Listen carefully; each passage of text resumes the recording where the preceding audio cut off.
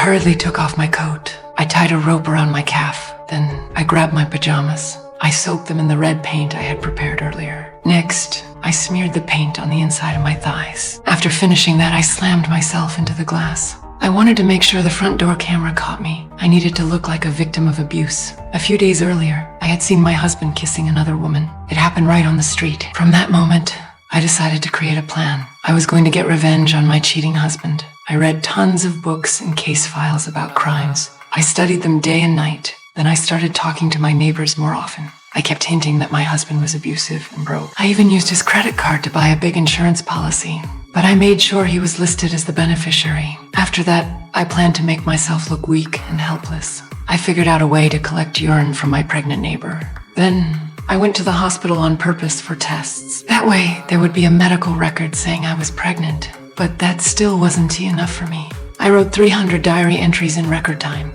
They covered everything from dating to marriage to fake abuse. After finishing all that, I threw the pages into the fireplace. I burned them just enough to look real, but not to ashes. That day, after making sure my husband had left, I acted fast. I took the homemade red paint and splattered a few drops on the cabinet. Then I poured the rest all over the floor. I spread my arms wide and dragged myself across the floor again and again.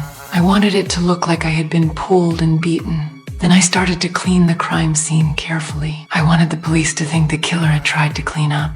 I tossed the paint-covered tools into the fireplace. Then I burned them lightly to make it look like someone destroyed the weapon. After that, I went into the living room and put on gloves. I smashed the coffee table to finish the setup.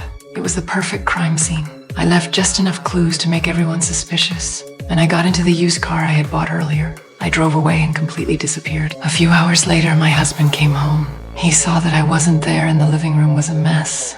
He panicked and called the cops right away. He had no idea what was really happening. He had just walked straight into my trap.